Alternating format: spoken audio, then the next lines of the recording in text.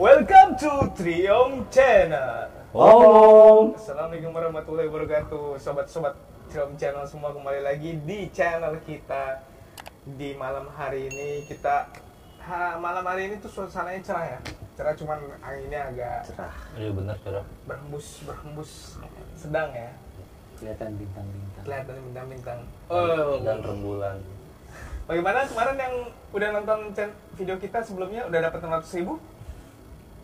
Belum. Oh, belum ya? Belum, kan diundur. Oh, diundur. Diundur 4 hari. Harap bersabar. Ini Kita ujian. semoga kita berdoa ya, bukan prank ya. Semoga kita berdoa buat teman-teman yang sudah daftar oleh HRD yang masing-masing bisa mendapatkan Rp600.000 setiap bulan bantuan dari pemerintah. Betul.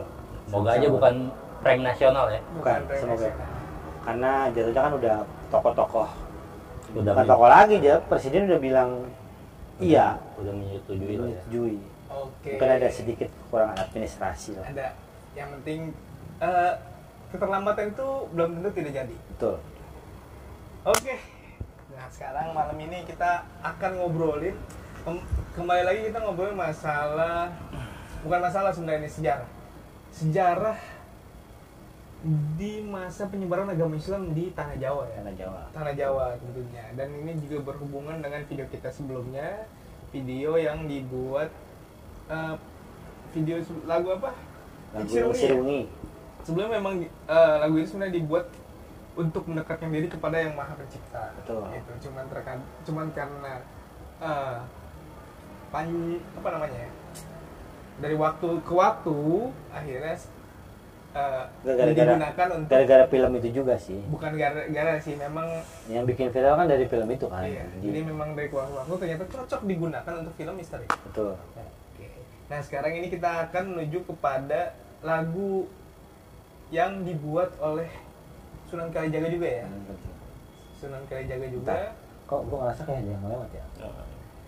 Sunan Kalijaga. Lama-lama gue jadi sensitif nih. Udah tau bendera. Enggak, tadi ke sono, Bang. Ke sono. Itu bendera berkibar. Nanti coba teman-teman lihat, semoga aja tidak ada apa-apa, karena tentunya kita juga di sini ditemani oleh MK yang selalu menetralisir, ya kan, menetralisir suasana dan Udah kayak air putih. tetap ya kan. Oke, ya nanti gimana Mer, kita jelaskan lagu apa sih yang pertama nih sebenarnya, alat musiknya nih apa? Sebelum masuk ke tembang, kan minggu lalu kan salah satu tembang ciptaan Sunan Kalijaga yang berjudul Sirungi, tapi yang versi Sunan Kalijaga, bukan yang versi Kuntilanak. Nah, sebenarnya Sunan Kalijaga kan menciptakan beberapa tembang, banyak sekali tembang. Kalau disebutkan satu persatu, saya juga nggak bisa. Jadi hanya beberapa saja yang mungkin hanya 2 saja yang kita sering dengar ya. Jadi Yang lebih terkenal. di Tanah Jawa terkenal. Yang pertama adalah Lir Ilir, yang kedua adalah Gundul-Gundul Pacul. Jadi sebelum lanjut ke tembangnya, jadi sedikit kisah tentang Sunan Kalijaga. Hanya menceritakan sedikit kisah tentang Sunan Kalijaga. Kalau misalnya ada yang salah, boleh diluruskan. Jadi dari beberapa referensi yang saya baca, Sunan Kalijaga itu adalah satu-satunya orang Jawa yang menyebarkan Islam di Tanah Jawa pada zaman 9 wali. Jadi kan kalau 8 wali. Ke-8 walinya? 8 wali itu ada keturunan langsung dari Nabi Muhammad. Silsilahnya sampai ke Nabi Muhammad. Kalau Sunan Kalijaga itu adalah orang Jawa asli.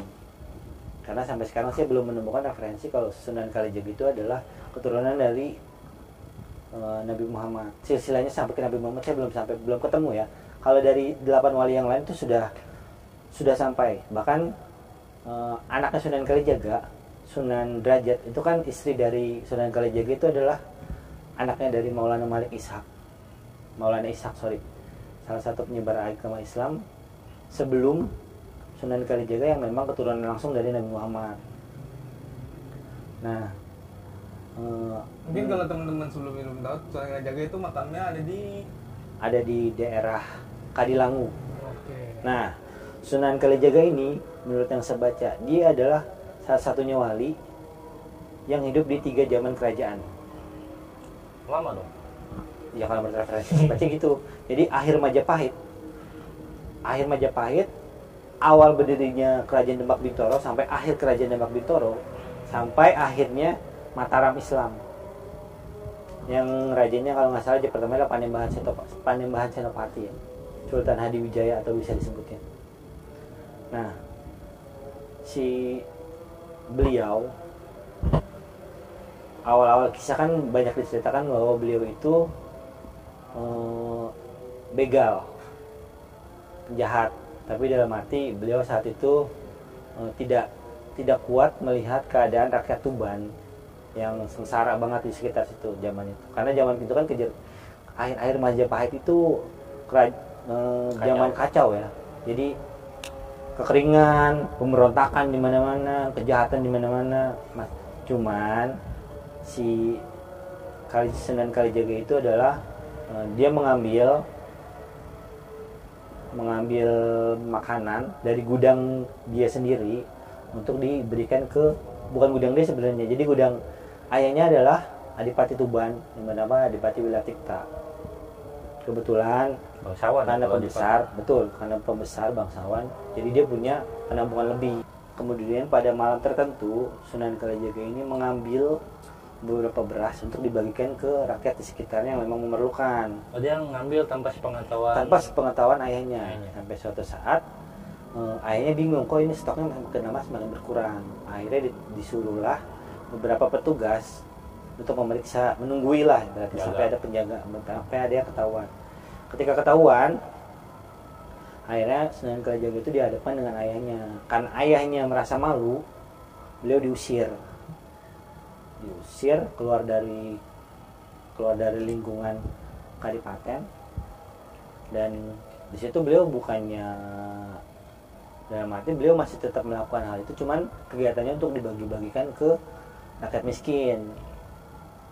Sebenarnya memang salah, sampai akhirnya beliau ketemu dengan Sunan Bonang. Beliau mengambil paksa tongkat dari Sunan Bonang karena kebetulan tongkat Sunan Bonang itu udah asli dari emas ya, dan memang beliau itu tergiur, dan memang niatnya memang bukan untuk pribadi, tapi memang untuk dijual, untuk dibagikan. Tapi akhirnya dinasihati oleh Sunan Bonang dan beliau tersadar, dan beliau mau jadi murid Sunan Bonang tapi Sunan Bonang memberi syarat beliau Sunan Kalijaga itu harus menjaga kali. Makanya dari Sunan Kalijaga ya? Nah, tapi sebenarnya ada beberapa referensi mengatakan bahwa Kalijaga itu maksudnya bukan seperti yang di film-film jaga kali gitu, bukan. Jadi maksudnya kalau di film-film kita lihat berdiam diri beberapa tahun di bawah di samping kali gitu kan, sampai berlumut gitu. Padahal ada beberapa sih mengatakan maksudnya Sunan Bonang adalah Sunan Kalijaga itu paham dengan lingkungan kali yang ada di daerah situ. Makanya beliau ditugaskan untuk menjaga kali supaya perairan bisa sampai ke sawah-sawah gitu. Maksudnya seperti itu. Jadi menurut saya yang di TV itu agak berlebihan.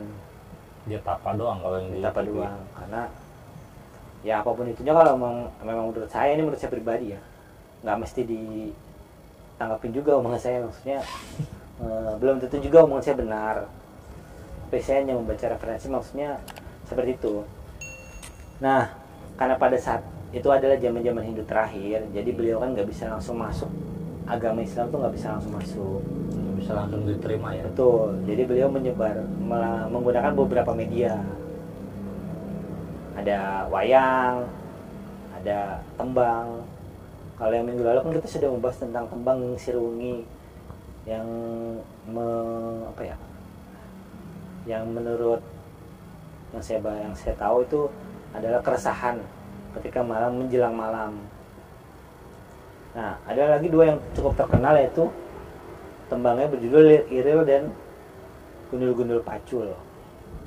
Biasanya kalau dulu zaman kecil kita suka menyanyikan itu ya, apalagi kalau misalnya kita kembali ke kampung halaman gitu kan,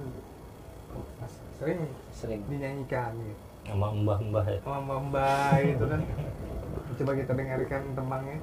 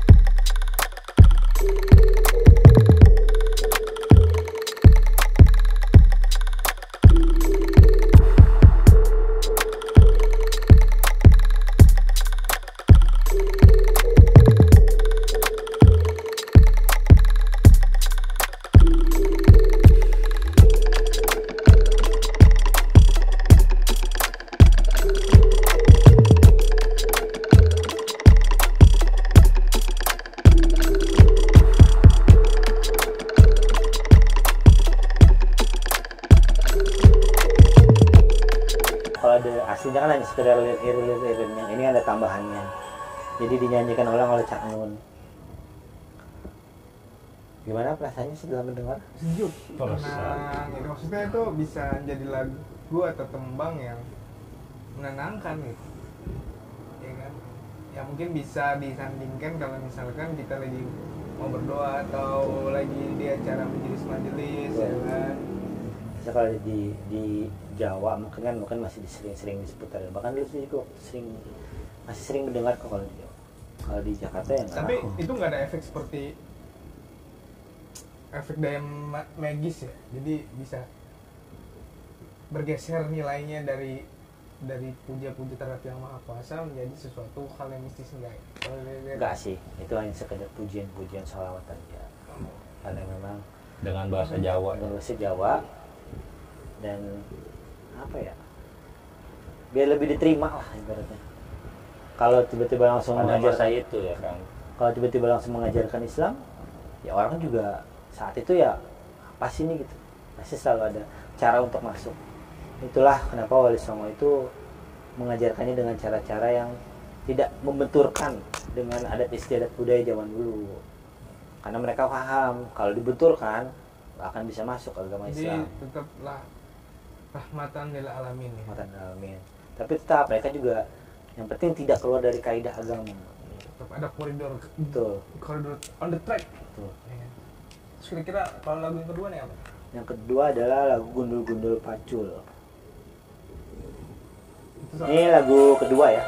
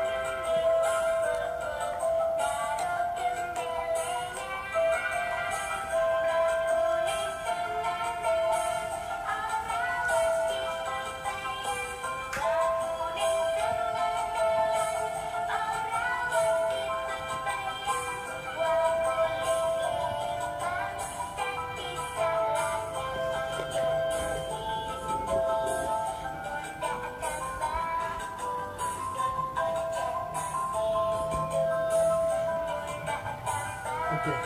Jadi kalau misalnya kita dengar tuh bagi yang mengerti gitu kan. Saya nggak ngerti. Tapi gimana? Pas Enak lah. enak ya. Ini Iramanya. Jadi kalau dilihat tuh kenapa harus gundul gitu? Iya. Ya kan? Mungkin kalau Bisa dijelaskan. rambut itu kan mahkota ya Tuh, kan. tuh Rambut itu bersifat maksudnya mahkota. kemuliaan ada di kepala. kemuliaan kepala, cuman dia gundul gitu. Jadi ibarat kata tidak ada kemuliaan lah. Iya. Jadi tetap walaupun tidak ada mahkota di kepala, tapi dengan perilaku, ya kan? Di kepala kita kan ada mata, hidung, telinga, mulut. Jadi kalau kita bisa menjaga semuanya, berarti kita bisa menjaga juga kemuliaan kita sendiri.